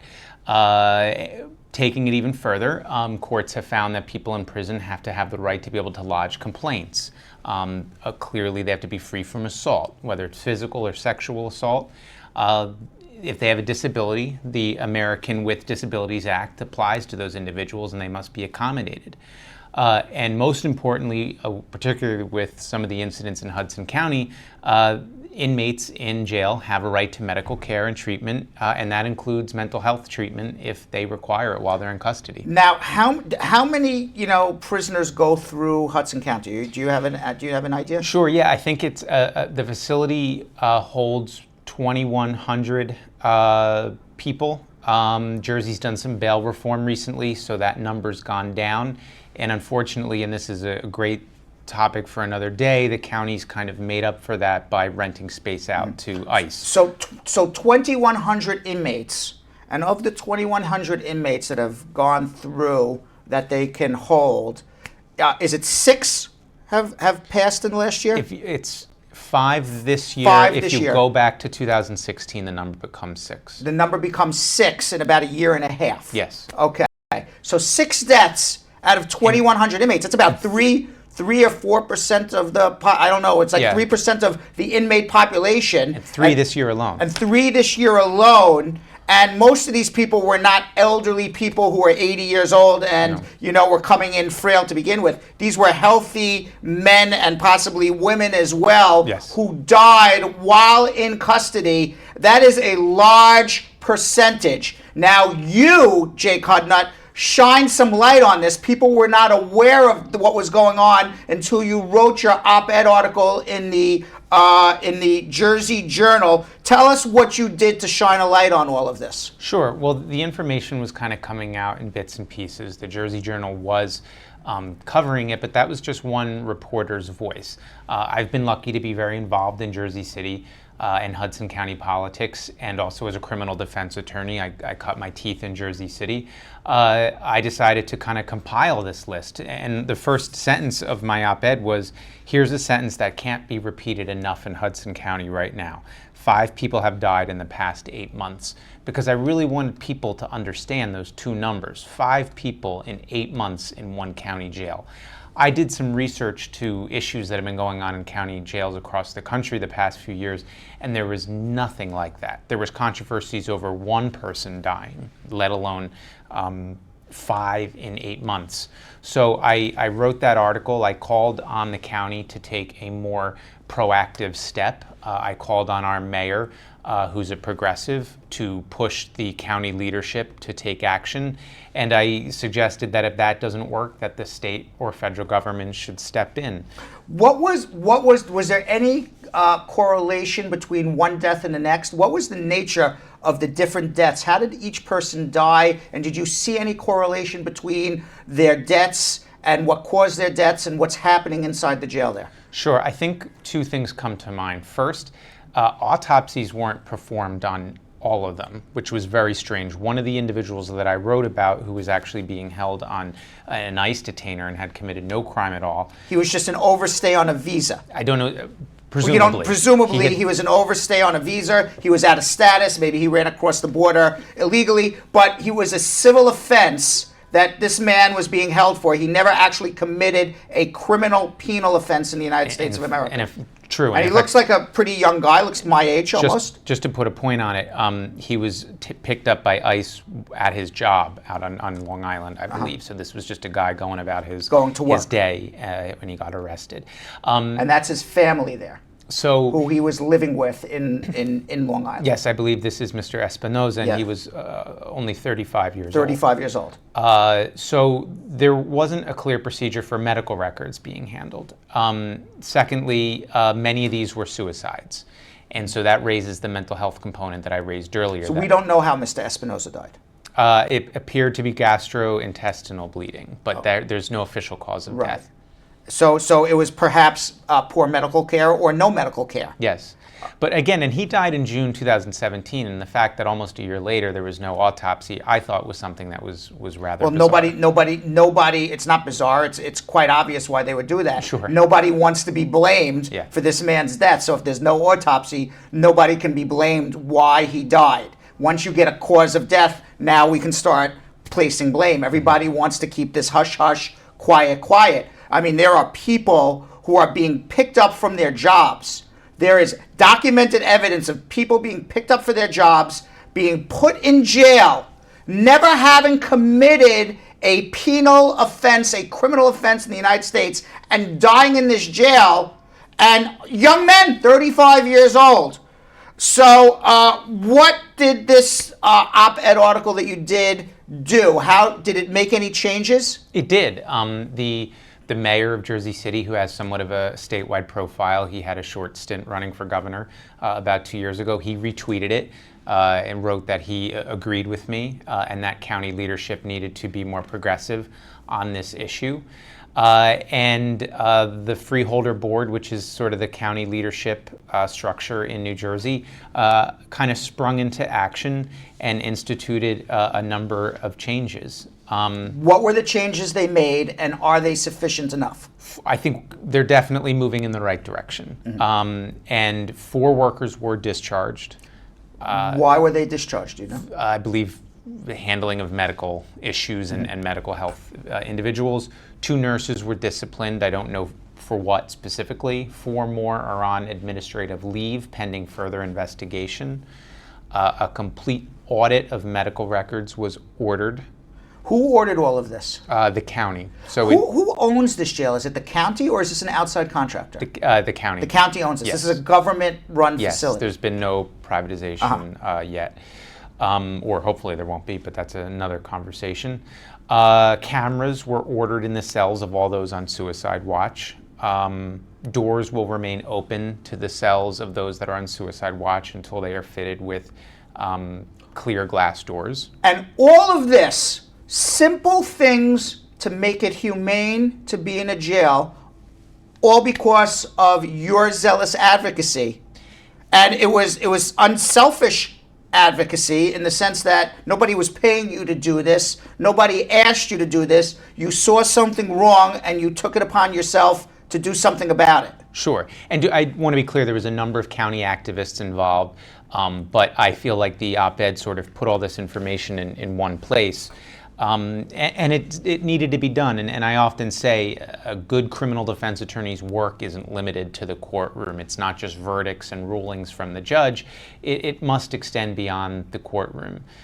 particularly in the current climate in America where people are becoming more and more aware of the rights of the accused and rehabilitation of those offenders.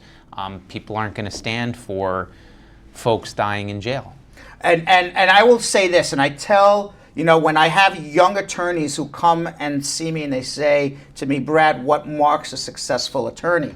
And I always say this to everybody, and here's a perfect example. There's lots of lawyers out there who know the law.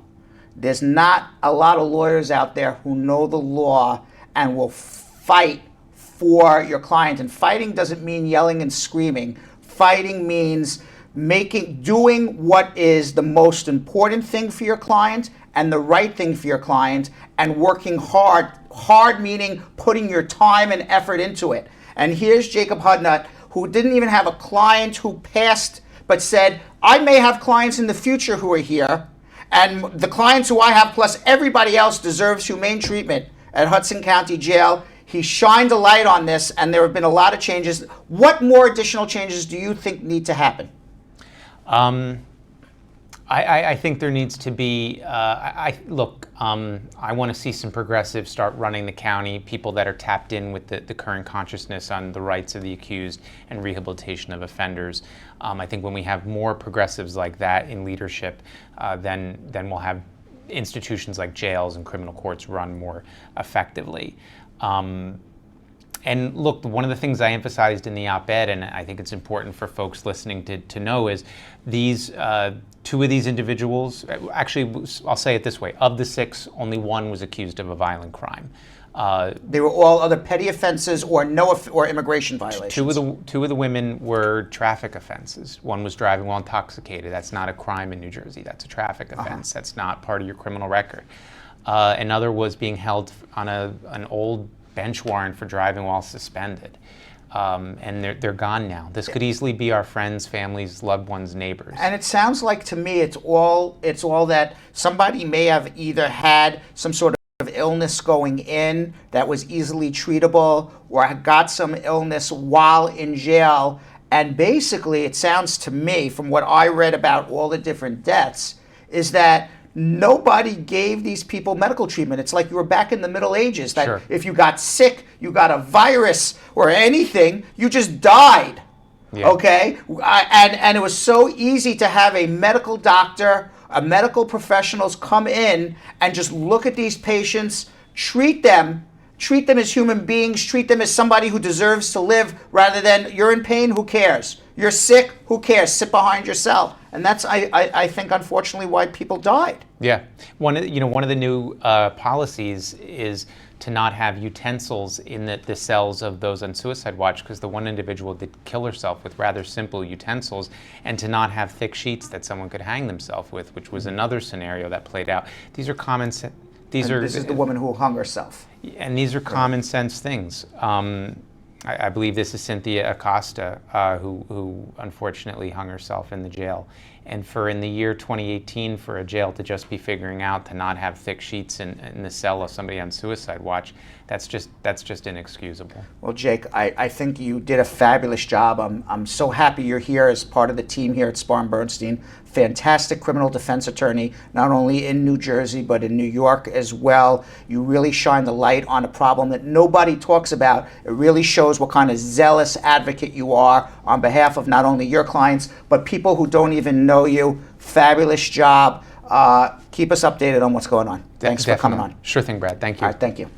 All right, Jake Hudnut, criminal defense attorney. Great job by Jake. I thought it was actually fascinating. It's actually very sad what happened there, but also fascinating on what's going on. And by the way, for everybody out there, especially in the New York, New Jersey area, if you need good criminal defense attorneys, you got them right here at Spar and Bernstein at 1-800-529-5465. Let's go to Dawn in Hackensack, New Jersey. Dawn.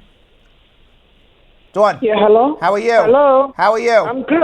How are you? We're wonderful. Okay. I want to know, I'm a American citizen and I'm about to file for my husband. How long does it take?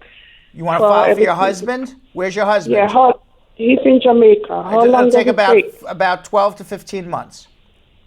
Wow. Start now. Get him here. I can help. Hold on. I can help. Let's go to Mike in Brooklyn. Mike. Hello. How are you? I'm good. I'm just want to know, after you're doing your biometric, after you're done your biometric, what is the next step and how long does it take for you to obtain a work permit or something like that? I don't know what you're doing. Your wife's filing for you, I assume? What are you doing? Yeah, my wife filed for me. Yeah, so after the biometric, they should send you a work permit, about 3 months after you take it. All right. Thank you very much, sir. You're very Good job. welcome. Thank you. 1-800-529-5465. Nikki in Brooklyn. Nikki. Hi, good night. How are you? Good night. What's up? Hi, I'm just asking for a friend. She has been married for 4 years, and her husband is incarcerated, but they're not together anymore. But he came out of jail, so she wants to put in her papers. Can she still do that? Did he come? But you told me they're not together anymore. Yeah, So but no, she want to it's a do it dead like maybe marriage. abandonment. There's no such thing as abandonment. And she basically he went to jail for criminal charges, and he basically used to abuse her and stuff like that. That's a different story. Than if you were abused, there's Violence Against Women's Act claim, and you could file an I-360. But that's not abandonment. Okay. Those are two different things. But if she has been physically abused, she can absolutely do it. So hold on 1 second, okay? Okay. All right. 1-800-529-5465. Our lines are open, but we're going to be done with our lines now because we're going to find Kimmy Kim. We got about 15 minutes to go in our show. What? We got about 15 minutes to go, and we're going to find Kimmy Kim, and we're going to be answering all of the rest of the social media questions. Hello again. Hello. All right. I got called out for not doing my standard hello. Oh, what's the So I standard felt like- hello? What's your standard Is my hello. Oh, I didn't know that. Neither did I. And I then didn't know somebody that was was like, standard. Kim, where's your hello? I didn't know that was huh. standard. All I know is Apparently- you're the most chipper person at 7:15 at night. Very chipper. Oh, I'm just as chipper at 7:15 in the morning, that's Brad. very I true. stay very as bubbly. true. That is very true. Do you want to know? I think when every time I look at you, I always remember our interview, and you were like the most chipper person in the interview. And then on Kim's interview, she must have dropped the F-bomb like 4 times in like the first 5 minutes, right? You were like, yeah, F this, F that, and I'm like, oh my God, right? And you would never think if you dropped the F-bomb 4 times that I would have hired you, but I liked you anyway, so. Listen, I had to read the room. I knew you were a no-nonsense kind of guy, and I was like, he's going to appreciate my upfront honesty. Yeah. And my honesty uses quite a bit of F-bombs when we are I not see on the that. air. Do we have a lot of questions? What are we doing in question land? We've got about 8 or 9 questions ready to go. Okay. I have a whole bunch of people on hold still. And we Okay. only have about 15 minutes to go. So this is what I'd like to do, Kimmy Kim. Tell me. All right, let me try to at least get 1 or 2 more people in on our show because there's a lot of people on hold. And then I'm going to come back to you. Everybody who I don't get to is on hold. Just leave your question for Kimmy Kim, and we're going to just rifle through them because we're not going to have enough time to get through everything, okay? How's that? Sounds good. So I'm going to come back to you in 3 minutes, tell everybody to leave their questions. Let me speak to 1 or 2 people right now, okay? We got Paula in Philadelphia, Pennsylvania. Paula. Hi, Brad. How are you? Good. How you doing? I'm okay. What's up? My question to you is that I'm diabetic and hypertension, so I am taking medication for the both of them. But I would like to know, would that lessen my chance to get my green card? No. No, it won't? No. Oh, perfect, because I went to see the immigration doctor today, and I was like, oh my God, I'm hypertension and diabetic. Will this... Just because you have a medical problem doesn't mean you can't get a green card. The doctor is really there to make sure you're not abusing drugs and you don't have any communicable diseases. Oh, no, I don't. That was the only thing that I was worried about. You have high blood pressure to begin with. I don't want you to worry one more thing about the medical. You're fine. Okay, then. All right. All right, then. Well, that was my question because I do have a lawyer with you guys, Emily. Oh, great. So I'll thank you. And everything's going well so far? Yes, it is. She's awesome. Wonderful. I Emily's more awesome. speak to PJ because PJ works with her. Right. Yes, and they're PJ's awesome. I too. love PJ. She's always answering my questions. I love PJ too. Thank you for calling, but you'll be fine. I'll be fine. Thank you. You're welcome. Enjoy your night. Thank you. All right, you too. Bye-bye. Right. 1-800-529-5465. Shout out for Emily, the attorney, and PJ here at Spar and Bernstein. Let's go to Marlon in Bergen County, New Jersey. Marlon. Hi, Spar. Brad. Hey, Brad. How are you? Good. What's up? I have a question for you. Yes. I have an aunt in Jamaica, and I want to file for her. Is that possible for me to file for her? No filing for aunts. Oh. All right, we got to. What you can do is figure out if there's another way we can get the aunt here, but it's not going to be because her nephew files. You may want to have a consultation, see what other way we can figure out to get the aunt here, but it's not going to be through you. Okay. All right. Hold on 1 second. All right. All right. Well, there we go. Let's go to Paul in Spokane, Washington. Paul. Yes, Brad. I had a quick question. Yeah. I was charged of being claiming to be a false U.S. citizenship for my I-9. I mean, not the I-9. What you call again? The employment application. Right. And a friend of mine told me that he was accused of the same thing before, and then he ended up getting his green card. So I was wondering, is there any case law that applies to that? Yes. The law says that if you make a false claim to U.S. citizenship for any benefit, including getting a job, that bars you permanently from ever getting a green card unless it happened before August of 1995. So really, we got to take a look at these records and see what claims you made. So hold on 1 second. I don't want you to say any more on the air. 1-800-529-5465. Let's find Kimmy, Kim, and let's get through rifle. Well, I don't want to use the word rifle. We don't like gun. No. No more gun analogies. Correct. We want to just quickly shuffle through. We're going to quickly shuffle through all the questions. Shuffle through. So our first question is from our fan, and he had actually asked whether or not you can sue ICE, and he gave us a little bit of insight into why he wanted to do that, and it's a whopper. So he has heart failure, and ICE arrested him and kept him in custody for 6 months. In that time, he got so sick that they released him, and right now he's about to undergo a heart transplant. The answer is yes. If they did not provide proper medical care, he can absolutely sue ICE for whatever damages occurred from not getting proper medical care. You have to file a notice of claim first, okay? And you have to give the federal government 6 months to investigate. But you have to file the notice of claim. So let's do it now. Okay, and so he has kids who are, one is a U.S. citizen and the other is a green card holder, and he is currently out of status. Can any one of them can either of his kids help him? Yeah, it's possible, but he was in immigration jail, so obviously he had some sort of deportation issue or criminal record, so we got to take a look at that as well. Max says, last week, I told you that my N400 was in review with a supervisor, and I have that record. I just wanted to let you know that I have now gotten my place in line for my oath ceremony. Brad told Mac not to worry. Mac didn't worry. I said not to worry, right? And he sure did not have to.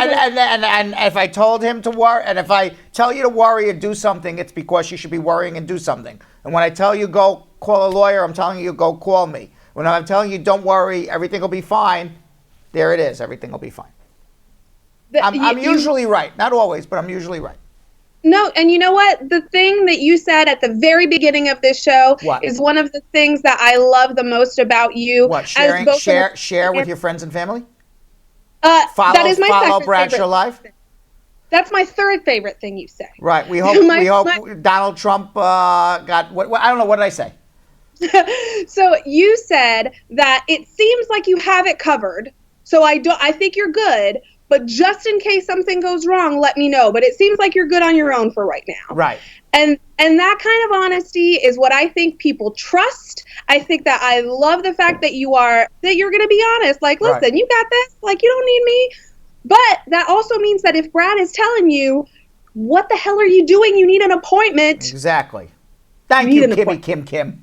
You're welcome, Brad. Yes. You know, every once in a while, there may be a little something extra for you in your salary this week. Thank you for that. Oh, compliments like that are coming your way every day. If I get complimented, All right, what else you got? Monica says, "Can are a U.S. citizen still allowed to file for their siblings?" Yes. Smiley and most of the Brad Squad came together to attempt to decipher this question, and we think we all have it. Okay. So Sandra, who wanted to attend the graduation and didn't know what was going to happen. Oh, this is the one that I deciphered before.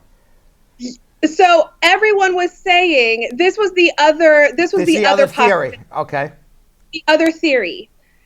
If she got a visitor's visa, so she is saying that I would like to attend. She got the visa based on the invitation, obtained the visa, but now she's not going to leave at all. Like, she's not going to the country at all. She's worried that it's going to negatively impact her the next time she files for a tourist visa if she didn't use her tourist visa the first time around. No, if anything, it shows that you really don't have an intention of, like, a love of going to the United States. Right. I don't think and it we're really okay. affects you. Yeah. Marion says, a U.S. citizen mother sponsors for her unmarried son in November of 2013. When is her son going to hear from the embassy? He is 39 years old. U.S. citizen. They're right now up to March 22nd, 2011. November 2013 is 2.5 years away. We've got Paula, who I believe asked this question. She was the diabetic and had hypertension, right? We answered her card. I love how much Paula felt such a sense of relief. she like heard it and was like, yeah, and she's our client, but and she loved Emily and PJ. Janet says, my husband is a green card holder, but spends most of his time outside of the U.S. for job-related reasons. What can he do to avoid a hassle upon reentries? Get a reentry permit. So if you're going to be out of the country for more than 6 months for any given time, you get a reentry permit. It's not on I-131. Maxine says, I've got a friend. His mom lives in Haiti, and he wants to file for his mom. What documents is he going to need? I-130 visa petition. He needs his mother's birth certificate. He needs his birth certificate. He needs proof he's a citizen. Now, Karkush also had a follow-up. He had the friend with the brother sister. And by the way, from Haiti, you can only get the birth certificate from the National Archives, if I'm saying it right. So if the birth certificate is not from the National, I don't know, maybe French. Les Archives Nationales. Yes, then you can't. Then it's not a good birth certificate. Say that again. That was very fancy. Archives Nationales. Yes, that's very fancy. I like it. Right, so make sure the birth certificate is from the Archives Nationales. What is it? Les Archives Nationales. Yeah, whatever, yes. Just one more for me. One more time, Brad. The National Archives? There it is!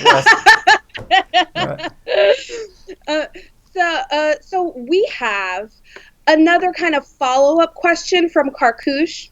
Karkush had the question about the fact that the date on the website had already passed their priority date for brother-sister filing. Says, should he be worried? He said the only thing he's received is an approval letter in 2009. He has not yet adjusted. Okay, well, he can't adjust his status. Is he in another country or is he here? I believe he's in another country. Okay, so you have to process through the National Visa Center. So if you haven't processed through the National Visa Center, you're never going to get anything. And if the priority date's already passed and you got nothing, you have a problem. Call me now. So I now take back my other advice where you should be hearing shortly. It is now, call me now. Now you got a problem. It is now. Also, we are getting mad love for our attorneys and their paralegals in our comment section right now. We've got Marjorie who says, I love Nicole and Joanna too. Right, very good. I love them too. Marina Brakefield is in the Connecticut. And everybody is saying hi to Marina. Right, she's up in Connecticut. She's our Connecticut attorney. And Congress Street in Connecticut. We're getting love for everyone here. And Karkush said he is here. He hasn't yet adjusted his status, but he's in the U.S. Oh, well, okay. He needs to come see me then, because he needs to do a provisional waiver then. He can't adjust his status with the 2009 priority date. Yep, we've got big issues there. Desmond says, my 2-year provision expires and I got a 1-year extension. But my wife treats me really badly and I want to get her out of my life. Is there a way I can continue my filing if I decide to end the relationship with her? She's the citizen. Does he have a 2-year green card? He's got his 2-year provisional, and he just got a 1-year extension because it's about to. He can get divorced, and after the divorce, prove that it was a real marriage and do it all on his own. We've got Katie in who said, "Oh, Pearl is jumping in. Sorry, Pearl is jumping into the comments. Shout out to Shannon. Everyone is starting to pray. Who else? We got Shannon. We got a shout out for Emily. We got a shout out for Nicole, Marina, and PJ, Joanna. Who else? Jeff is calling Jake Hudnut the kinder lawyer because he looks so young. Yeah, he is. Yes, he is. He's not that young, but okay, yes. He has a young-looking face. He has a young face. Yes. He does. So we've got Katie in who says, what if a person was filed for, got approved, but then came to the U.S. on a visitor's visa and overstayed? Now they went back home. What can they do? If you went back home and overstayed, you have a bar. You need a waiver. Renee says, how long does it take to get your work permit typically? It should be 90 days, but it's usually 120 to 160 now. Oh, long. Yeah, bummer. Abdul says, if someone who has 3 years residency in the U.S., can they go ahead and file for their kids? Yes, as long as they're unmarried. Sergio says, I was married and have a 2-year green card, but we are now divorced. Would I still be able to renew my green card without my wife? Yes. You got to prove it's a real marriage. Come see me. Regina says, a friend was denied. The first date of her interview, her son was sick and taken to the emergency room. So her lawyer went to let them know that same day at USCIS. Then the second date came around, but her husband forgot his ID, so they denied him. And then they filed a motion to open their case, and they added a copy of his ID. Wait. And start all over again? So friend, again, let's call friends Marie. I'm just going to start calling all the friends Marie. Right. Marie had her first interview date, but she couldn't go because their son was super sick and they took him to the emergency room. So the lawyer for Marie and her husband went to the interview and was like, they can't be here because we need to reschedule this. Their kids are in the ER. And then the second date came back around. They showed up, but the husband did not bring his ID, so they denied him because he didn't have ID. This is for what, a green card? For a green card, yes. Right. Through marriage. Right. So they have now filed a motion to reopen the case. Get the motion to reopen because your husband screwed up. You have to show up with an ID. So go file again. The motion to reopen will never be granted, or it may sit there for years before they decide on it. So now they've added. She says that they've added a copy of his ID and the. Go file again. You're not gonna. It's unlikely to be reopened. You're going to wait for a very long time. Go file Just again. Do it over. And by the way, now go hire a good lawyer because you screwed it up twice. And you shouldn't have. Motions to reopen are terrible. It takes for years. And they're not going to reopen it because it's not their fault. It's your fault. You didn't show up with the ID. All fair points. This is why you have a lawyer who knows what he's talking about. We got 1 or 2 more questions because we're running over time already. That's glorious. We have just one more from Tarian who says, my sister is here on a visitor's visa back in 2012, and she overstayed, and then she had a baby in 2013. What can she do now to get a green card? You're asking me that question? I'm asking you, Brad. You have a baby, that doesn't entitle you to a green card. So you're like everybody else who overstayed. Whether you had the baby or not, that doesn't entitle you to a green card. You overstayed on your visa. You need an appointment to come in to figure out how do you get a green card. I don't know how long she's going to get a green card. I don't know anything about this woman other than she had a baby. Come on in, make an appointment. Let's strategize. Correct. And that's all we've got today, Brad. And what happened? You want to recap everything that's going on Facebook? Absolutely. Probably my favorite moment of the day by far would be absolutely wonderful. Brittany Russell's auntie showed up in the comments and said, hey, I'm Brittany Russell's aunt. parentheses, a physician. She likes watching Brittany Russell's aunt, I was told. And she just said, no immigration issue here, but you are so, so lucky to have her. I am, and we are. We agree. We agree wholeheartedly. I am, and we are. The other heartbreaking thing, I know everybody likes to know about what's going on between Marge Higgs and Jeff Bosey. Why is it heartbreaking? Well, what's happening is a little heartbreaking. Jeff Bosey showed up looking for Grandma's cookies. And there were no And cookies. she said, I mistakenly used Pepto-Bismol in the cookies. You'll get yours next week. All right. Good night, everybody. We'll see you tomorrow, Friday. Thanks a lot, Kim, for all your energy. Fantastic job. So, Sam, as part of the production, we have to say this disclaimer at the end of the show. Do you mind reading it for me? Okay, but you know, Brad, I have to do everything around here. It's bad enough I've got to remember everything that happened on the episode from the previous day. Forget it. I'll do it.